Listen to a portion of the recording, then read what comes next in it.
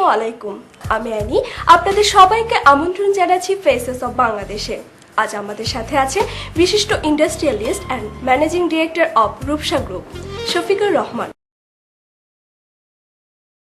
Sir, বাংলাদেশের rubber based ইন্ডাস্ট্রির সম্ভাবনা কতটুকু, আপনি কি মনে করেন এই ব্যাপারে?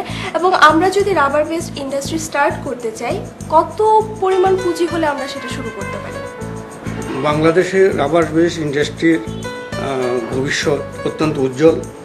কারণ দেশ স্বাধীন হওয়ার পর নিজের উদ্যোগে যারা কারখানা শুরু করেছিল এই শিল্প, তারা আজকে অনেক উপরে উঠে গেছে, কিন্তু উন্নতির শীর্ষ পর্যায়ে তারা এখনো পৌঁছতে পারেনি। তবে যেভাবে চেষ্টা করছে, এই চেষ্টার ফলে একদিন এদেশে বৃহৎ রাবার শিল্প গড়ে উঠবে। এবং এই বৃহৎ শিল্প রাবার গড়ে তোলার জন্য, বিশেষ করে কারেন্ট টায়ার করার জন্য একটা শিল্পের কমের পক্ষে 1 থেকে 2,000 কোটি টাকার প্রয়োজন। এবং জায়েন্ট টায়ার অর্থাৎ বাস এবং ট্রাকের টায়ার, বড় বাস এবং বড় ট্রাকের টায়ার, এটাও বৃহৎ শিল্পের মধ্যে পড়ে। এটা করতেও 500 থেকে 1000 কোটি টাকার দরকার। তবে আমাদের প্রচেষ্টা সেদিকেই আছে। আমি তো বললামই পূর্বে যে আমি আমার জীবনে যদি নাও করতে পারি, হয়তো আমার নেক্সট জেনারেশন তাদের এই স্বপ্ন, আমার এই স্বপ্ন সাকসেসফুল করবে এবং একদিন এদেশে বৃহৎ রাবার শিল্প গড়ে উঠবে। আমরা দেখতে পাচ্ছি আমাদের পার্শ্ববর্তী দেশগুলো ইন্ডাস্ট্রিয়ালিস্ট সাইড থেকে অনেক বেশি উন্নত, কিন্তু আমরা সেই তুলনায় অনেক বেশি পিছিয়ে আছি। এর পিছনে কারণগুলো কি কি? এর পিছনে মূল কারণ হলো, একটা শিল্প গড়ার জন্য তার যে সহযোগী জিনিসগুলো, অর্থাৎ এক টেকনোলজি সাইড প্লাস শিল্পের যেই যন্ত্রপাতি, আমাদের দেশে কোনোটাই তৈরি হয় না। প্লাস যে টেকনোলজি, যেমন কলিকাতায় আমাদের রাবার লাইনটাই ধরুন, কলিকাতায় রাবার লাইনের জন্য একটা ইউনিভার্সিটি আছে, খড়গপুর ইউনিভার্সিটি। সেখানে অনেক টেকনোলজিস্ট তৈরি হচ্ছে। আমরা অনেক টাকা খরচ করছি এইসব টেকনোলজিস্টকে সেখান থেকে আনতে হয়, কিন্তু ভারতের যারা, তাদের যা প্রয়োজন হয় না। সেখানে বহু টাকা, এবং সবচেয়ে মজার কথা হলো বেশিরভাগ বাঙালিই কিন্তু টেকনোলজিস্ট। আর এরা শিখে এইসব কারখানাগুলিতে যে সাজেশান দিয়ে এদের শ্রীবৃদ্ধি হচ্ছে। কিন্তু আমরা একটা কারখানাতে এইসব টেকনোলজি আনতে হলে অনেক টাকার প্রয়োজন, সময়ের ব্যাপার, সময় ক্ষেপণ, সব দিক দিয়ে আমরা অসুবিধায় আছি। আর আমি আগেই বলেছি যে এদেশে কোনো যন্ত্রপাতি বা এদেশে যথেষ্ট কোনো মেশিনারির কোনো কারখানা নাই, কিন্তু ভারতে অনেক মেশিনারি কারখানা আছে। তারা সহজেই মেশিনারিগুলি পেতে পারে। আমরা অনেক টাকা খরচ করে, অনেক পরিশ্রম করে এই মেশিনারিগুলি আনতে হয়, টেকনিক্যাল সাপোর্টের জন্য। প্লাস এইসব কারণেই আমরা পিছিয়ে আছি। ঢাকা ইউনিভার্সিটিতে ছাত্র জীবনে আপনি বিশেষভাবে জড়িত ছিলেন পলিটিক্সের সাথে, কিন্তু এখন আর পলিটিক্স করছেন না। ছেড়ে দেওয়ার পিছনে কারণগুলো কি স্যার? অ্যাকচুয়ালি ছাত্র জীবন যখন আমার শেষ হয়, তখন আমি বাবার ব্যবসায় জয়েন করি। তখনও আমি রাজনীতিকে সরে যাইনি, এটা পাকিস্তান আমলে। তখন দেখা গেল আমি অ্যাকচুয়ালি বাম রাজনীতি করতাম। তো সেই সময় বাম রাজনীতি, কিন্তু আমার ছাত্র অবস্থায় কিন্তু ছাত্র ইউনিয়ন বাম রাজনীতি করতো।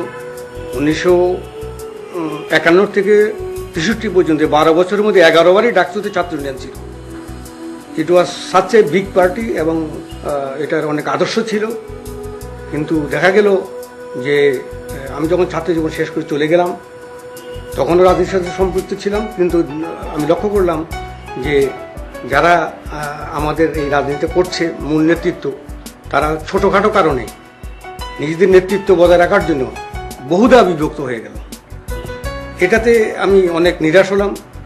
তারপর দেশ স্বাধীন হলো।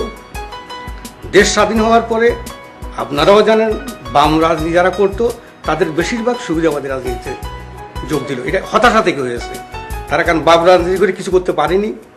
হতাশা থেকে তারা সুবিধাবাদী রাজনীতির দিকে চলে গেল। সেটাও আমার মনে জ্বালা সৃষ্টি করে। অতএব আমি একটা আদর্শবাদী লোক ছিলাম, এবং আমার সাথে আরও অনেক ছেলে আদর্শবাদী ছিল। তারা আস্তে আস্তে রাজনীতি থেকে অটোমেটিক সরে যায়, কারণ আমাদের পক্ষে নেতৃত্ব দিয়ে, কারণ আমি ব্যবসা করি, আমার পক্ষে নেতৃত্ব দিয়ে একটা দল গড়ে তোলা সম্ভব না।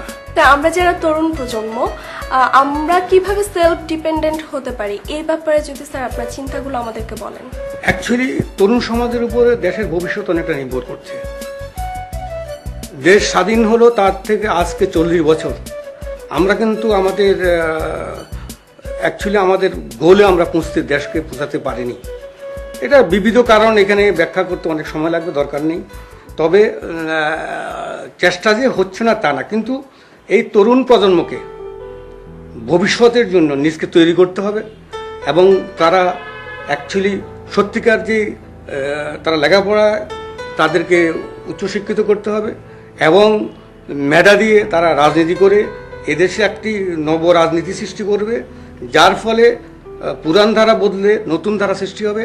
এই তরুণ সমাজই একমাত্র পারে যে কোনো জিনিস করতে, এবং তরুণ সমাজের আমার আশা যে তারা এদেশের সরকারের সাথে একত্র হয়ে একটা সুন্দর বাংলাদেশ গড়ে তোলার স্বপ্নকে আমাদের সার্থক করবে। স্যার, বাংলাদেশ তো এখন সবার কাছে পরিচিত হয়ে গেছে, আমাদের সোনার বাংলাদেশ। এই বাংলাদেশ নিয়ে আপনার চিন্তাগুলো আমরা জানতে চাই। বাংলাদেশ নিয়ে, কারণ আমি এই দেশেরই বাসিন্দা, এখানেই আমার জন্ম, এখানেই আমার মৃত্যু হবে। সেই আপনি মধুসূদনের সেই কবিতা জানেন যে জন্ম আমার এই দেশে, এখানেই আমি ভুল করেছিলাম লন্ডনে, যে আমার এই দেশই আমার প্রিয় দেশ। তো আজকে আমার এই দেশকে আমি মনে করি যে এটাকে উন্নত করা আমাদের প্রয়োজন, এবং এই প্রয়োজনীয়তা সাকসেসফুল করতে হলে আমরা সর্বতোভাবে নিজেদেরকে উৎসর্গ করতে হবে, এবং যে যেখানে আছি, যে যে কর্মস্থলে আছি, সেখান থেকে এই দেশটাকে উন্নত করার জন্য আমরা সচেষ্ট থাকতে হবে। এবং আমি মনে করি এটা খুব কঠিন কাজ না, এই দেশকে উন্নত আমাদের করতেই হবে, কারণ আমরা এই দেশেই বাঁচবো, এদেশেই থাকবো, এদেশের উন্নতি আমরা কামনা করি। স্যার, আপনাকে অসংখ্য ধন্যবাদ ফেসেস অফ বাংলাদেশে সময় দেওয়ার জন্য। আপনাকেও ধন্যবাদ।